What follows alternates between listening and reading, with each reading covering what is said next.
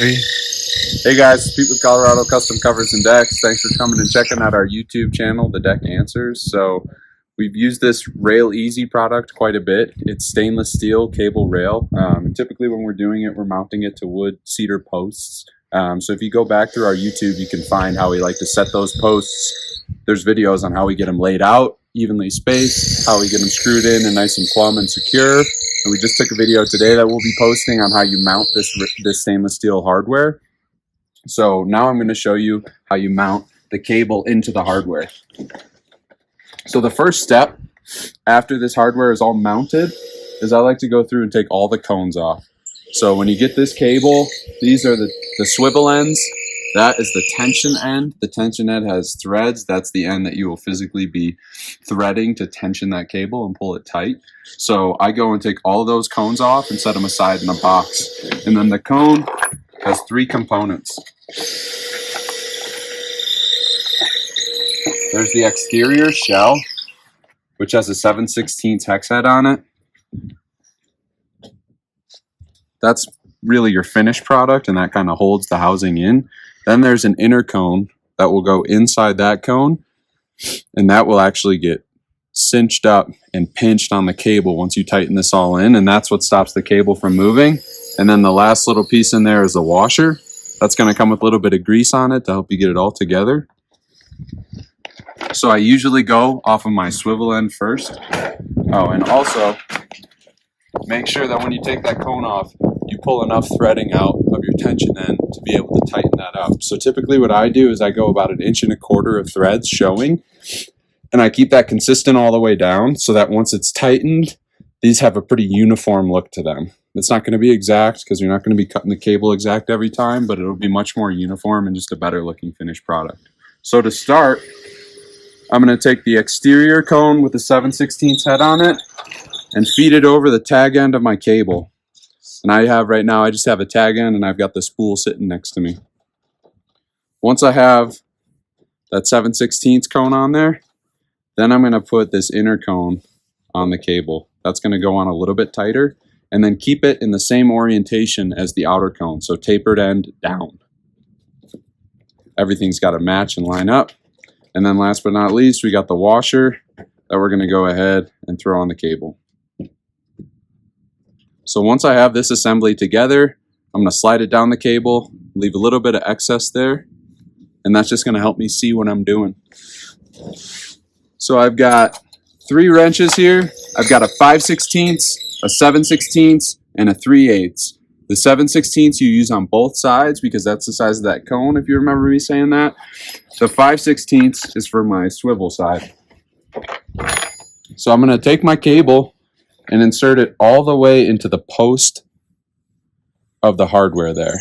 So once I get it all the way in, it's going to hit, and it's about the end of the threads, if you're using that as a measurement. And then making sure I have pressure on the cable. Usually I'm pinching the cable between my pinky and the meat of my hand, keeping forward pressure so that it stays all the way in that post.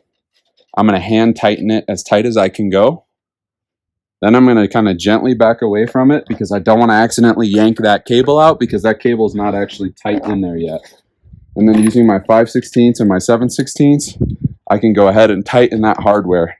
And when I tighten that hardware, what's going to happen is that washer is going to start slipping down the cable. It's going to start pushing into that inner cone, and then that inner cone is going to start locking. As it gets tapered into this outer cone, it's going to start locking onto the cable. And you can see that gets pretty tight, pretty hard to do. And then you'll see that inner cone start to poke out through the end there. Once you see that, that cable is locked in. It's not going anywhere. That's what you want. So you're going to do the swivel side first, and you're going to make that thing rock solid, nice and tight. Then I'm going to come over here. As mentioned before, I have already unthreaded a lot of this tension end. If you haven't already done that, make sure you do that, and once again, try to keep that consistently uniform. So this tension end, the post works the same way. The inside of that ends at about the end of those threads. So what I'm going to do is, using one hand, I'm going to pull this tensioner because you can see it has some leeway. I'm going to pull that all the way out, and I'm going to pull my cable all the way in. And I'm going to mark the end of that thread. Now that I got my mark, I've got little cable cutters here. You want to use a rounded cable cutter, not like a just straight up bolt cutter, because that'll just pinch the cable too much. So now I've got my cut end, and I'm going to repeat the process that I just did on the other side. So got my large exterior cone with the 7/16 head. I've got my tapered inner cone, and then I've got my greased up washer. Push it all the way down through. I've got my tag end sticking out there, and I'm going to do the same thing that I just did on that other side. I'm going to push that cable all the way in. Using my pinky and the meat of my hand, I'm going to make sure this cable doesn't want to get sucked back out towards the other one, and I'm going to start threading and get that as hand tight as I can get. Alright, now I know that that's tight. I just watched it. That cable didn't slip out at all. So now I take my 3/8 and my 7/16. The 3/8 gets locked in here. This washer is actually just to stop that tensioner. Once you get it to your final tension, I want to get this one here, this little nut here, and my 7/16, and I'm going to tighten that all the way as well.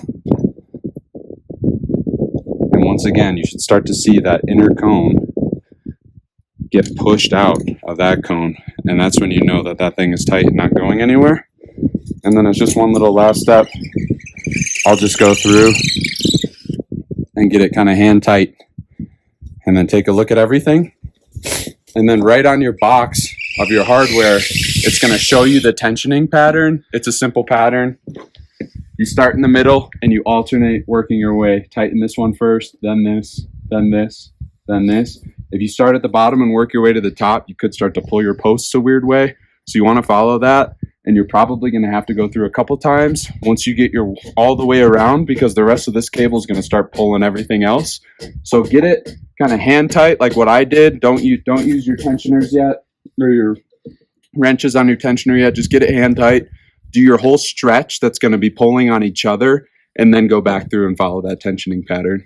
Thanks for watching, guys. Hope this was helpful.